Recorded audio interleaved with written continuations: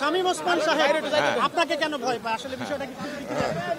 শামীম ওসমান বলছে খেলা হবে আর আমরা খেলবো। আমি জাকির খান সাহেবের আইনজীবী। জাকির খানের আজকে একটা মামলা ছিল এখানে, দায়রা মামলা নাম্বার, স্পেশাল দায়রা মামলা নাম্বার 701। এটা ভাটারা থানার একটা মামলা, মিথ্যা।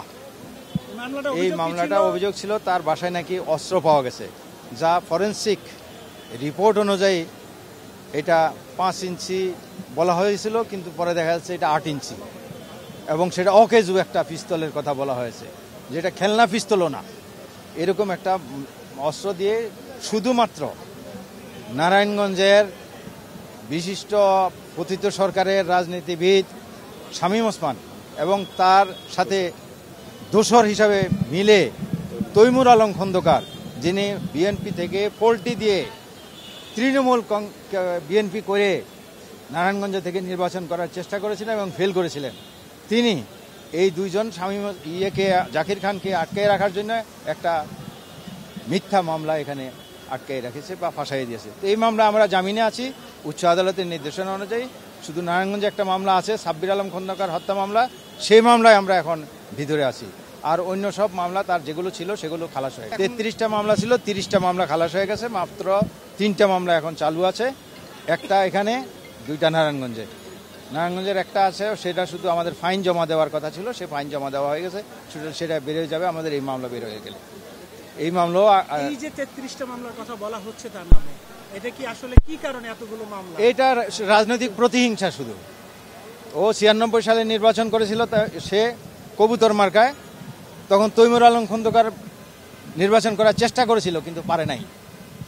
পরে সে ছাত্রদলের সভাপতি থাকার কারণে বিশিষ্ট রাজনীতিবিদ হিসাবে তার বড় বড় ব্যানার নারায়ণগঞ্জে যখন উঠে, তখন সেটার বিরুদ্ধে তৈমুর আলম খন্দকার এবং তার ভাই কনস্পিরেসি করে শামীম ওসমানের সাথে মিলে এই তাকে ফাঁসানোর চেষ্টা করে এবং বিভিন্ন মামলার মধ্যে ফাঁসাইছে, যেসব মামলাগুলো সব শেষ হয়ে গেছে ইতিমধ্যে।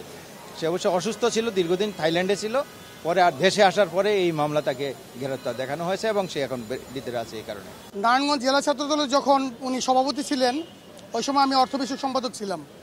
উনি এবং সংগ্রামী এবং প্রতিবাদী একটা ছাত্রনেতা ছিলেন। বিএনপির প্যানেলে উনি রাজনীতি করত। জাতীয়তাবাদী দলের, বাংলাদেশ জাতীয়তাবাদী দলের নারায়ণগঞ্জ জেলা শাখার সম্মানিত সভাপতি ছিলেন এবং ছাত্র রাজনীতিতে তার তুখর নাম ছিল। ছাত্র রাজনীতি করে আমার জানা মতে একজন ছাত্রনেতার এত জনপ্রিয়তা বাংলাদেশে কোথাও হয়নি। তো এখনই যেই সময় সে রাজনীতি করত, তখন এই আওয়ামী লীগের দোসররা জাকির খানের নামে বিভিন্নভাবে মামলা মোকদ্দমা দিয়ে জাকির খানকে হেয় প্রতিপন্ন করার জন্য, রাজনীতিতে পেছনে ফেলানোর জন্য, এবং দলের মধ্যে অনেকে আতাত করে আওয়ামী লীগের সাথে জাকির খানকে পেছনে রাখার জন্য আপ্রাণ প্রয়াস চালিয়ে এই পর্যন্ত তাকে কারাবন্দী রেখেছে। আমার জানা মতে জাকির খানের যে সমর্থন, নারায়ণগঞ্জ বলে নয়, সমগ্র ঢাকা বাংলাদেশব্যাপী ছাত্র জনতার উৎস। জাকির খান যদি জেল থেকে বের হয়, আগামী দিনে ইনশাল্লাহ হয়তো পার্লামেন্ট মেম্বার, নয়তো অন্য জনপ্রতিনিধি সে হবে, এই আশা আমরা ব্যক্ত করি। এবং আগামী একটা নির্বাচন, আগামী একটা জানার ছিল যে কিং কেন বলা হচ্ছে, কিং, এটা সমর্থকরা বা তাকে যারা ভালোবাসে তারা বলছে জাকির খান কিং। এখন আমরা জানি যে নারায়ণগঞ্জে আরেকজন কিং রয়ে গেছে, সেটা হচ্ছে শামীম ওসমান। তো শামীম ওসমান কিং প্রকৃত নাকি হচ্ছে জাকির খান? আপনারা তো নারায়ণগঞ্জে শামীম ওসমান যে এই টাইপের রাজনীতি করে গেছেন, ওই রাজনীতিতে জাকির খান বিশ্বাসী না। ওনাকে যে কিং খান বলে যে বলে, ওটি শাহরুখ খান ওরকম ভাবে বলে, কিন্তু ওনাকে যে কিংটা বলে এটা হয়তো বা ভুল বলে। জাকির খান নারায়ণগঞ্জের রাজনীতিতে একটা গণতন্ত্র চর্চার একটা নায়ক, দীর্ঘদিন জনগণের পক্ষে কাজ করেছে। ইনশাল্লাহ আগামী দিনে জনগণের ম্যান্ডেট নিয়ে আমরা তাকে পার্লামেন্টে নিয়ে যেতে চাই।